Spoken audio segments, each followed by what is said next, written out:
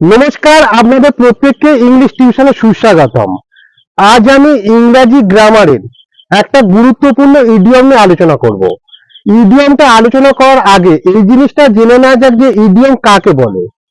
Idiom হলো শব্দগুচ্ছ সমন্বিত এমনই এক বাগধারা যা তার আক্ষরিক অর্থকে অতিক্রম করে একটা অন্য অর্থ প্রকাশ করে। আজকের আমি যে ইডিয়মটা নিয়ে আলোচনা করব সেটা হলো অল গ্রিক।